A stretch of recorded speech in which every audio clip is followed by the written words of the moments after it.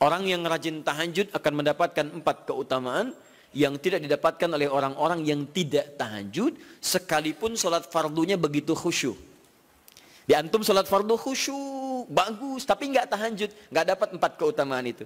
Ini sudah saya bahas panjang lebar di pertemuan lalu, saya hanya sebutkan cepat saja. 1, Allah akan mengangkat karir, pekerjaan atau aktivitasnya di tempat yang terbaik. Ya, jadi kalau antum misalnya pengusaha atau orang karir di kantor dan sebagainya, itu akan cenderung kemudian ditolong oleh Allah, diangkat ke tempat yang terbaik. Terbaik itu tidak harus puncak yang paling tinggi, direktur, tidak misalnya. Tapi tempat yang bisa membuat nyaman hidup Anda, sholat bisa nyaman, bergaul juga nyaman, dan tenang kehidupannya. Mungkin level Anda nggak sampai puncak ya direktur utama, mungkin direktur 1, 2 gitu ya. Tapi Anda dijauhkan dari hal-hal yang maksiat, dijauhkan. Sholatnya enak, punya ruangan nyaman dan sebagainya. 2, Allah akan bimbing setiap ahli tahajud. Allah akan bimbing sehingga menjalani awal pekerjaannya dengan begitu mudah. Wa rabbi adkhilni mudkhalas sidqin. Ya Allah, tolong bimbing saya supaya mengawali pekerjaan dengan cara yang benar. 3, awas hati-hati. Anda memang posisi tinggi, sekarang dapat proyek. Apakah setiap yang dapat proyek menjalani pekerjaannya dengan benar? Belum tentu. Jangan tinggi-tinggi lah. Maaf ya, apakah orang tua yang sekarang menyekolahkan anaknya ke tempat belajar menjalani awalnya dengan benar? Hati-hati ya Bu ya, Pak.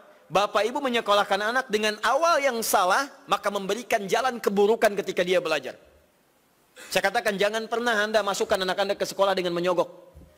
Bayar sekian supaya masuk, menyalahi aturan. Kalau awalnya sudah salah, bagaimana anak Anda bisa belajar dengan benar? Mustahil mendapatkan sesuatu yang tidak baik. Yang baik itu mustahil didapatkan. 3, wa akhrijni mukhrajas sidqin.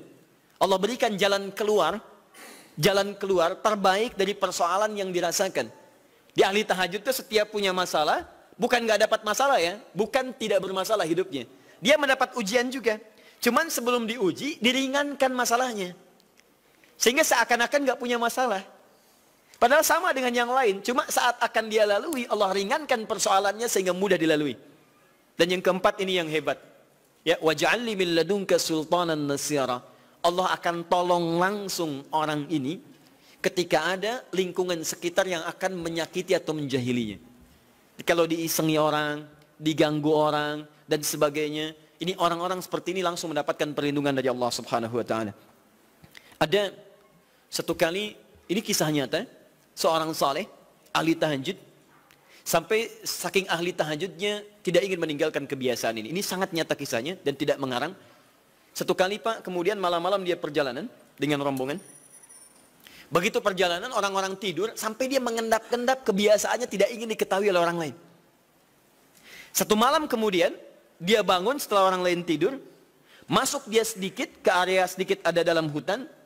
Begitu sedang menunaikan sholat, dia duga kemudian tidak ada orang lain yang melihatnya. Ternyata ada satu orang atau beberapa yang kemudian tergerak, mendengar suara dan menyaksikan kebiasaan dia. Anda tahu apa yang terjadi? Dan inilah yang disampaikan oleh orang-orang yang melihat itu. Begitu sedang sholat, teman-teman sekalian, tiba-tiba baru bertakbir malamnya, lompatlah dikisahkan seekor harimau di depannya. Dalam keadaan yang sudah lapar. Saya mau tanya pada Bapak Ibu, begitu sholat misalnya Allahu Akbar, tiba-tiba samping ada harimau. Wow. Apa yang dilakukan? Kabur. Udah gak panjang pikirnya, kabur ya kan? Tapi sekarang lihat apa yang beliau sampaikan. Begitu datang harimau itu, perhatikan ahli tahajud ini. Dia ingat dengan janji Allah. Dia ingat dengan janji Allah. Perhatikan baik-baik ya. Kalau Anda sudah punya kebiasaan Qur'ani dalam jiwa Anda, maka ayat itu akan hadir membimbing Anda dalam setiap kesulitan Anda. Apapun itu. Nabi Yusuf dekat dengan Allah. Ketika digoda muncul ayatnya. Laula arra'a burhana rabbi. Kalau bukan melihat petunjuk dari Rabbnya, niscaya ada sesuatu yang buruk terjadi kepadanya. Tapi Allah jaga beliau. Lihat baik-baik teman-teman. Begitu melompat harimau itu, kemudian dia katakan dalam jiwanya. Lihat kalimatnya. Ya khalqallah. Hei makhluk Allah. Dia tidak katakan ya namar, hei harimau, tidak. Kalau disebutkan harimaunya, menunjuk pada zatnya. Tapi dia lekatkan makhluk ini kepada penciptanya. Hei makhluk Allah. Ya khalqallah, hei makhluk Allah. Jika saya memang rizki yang telah Allah tetapkan untukmu pada saat ini, maka saya ridho untuk engkau makan, silakan. Tidak ada masalah. Kalau Allah tetapkan saya sebagai rizki untukmu pada saat ini, silahkan. Tapi kalau saya bukan menjadi rizki yang telah Allah tetapkan untukmu pada saat ini, maka jangan coba-coba ganggu ibadahku hari ini. Lihat kalimatnya, bukan jangan makan aku. Ingat, bukan jangan makan aku. Jangan coba-coba ganggu ibadahku saat ini. Atau aku akan mohonkan pada Allah penciptamu untuk menghancurkan engkau saat ini juga. Perhatikan, dia minta jangan ganggu tahajudnya, bukan jangan makan dirinya. Apa yang terjadi ketika dikaitkan dengan ayat perlindungan tentang tahajudnya, maka tiba-tiba harimau ini pergi meninggalkannya, mengaum sekali langsung pergi.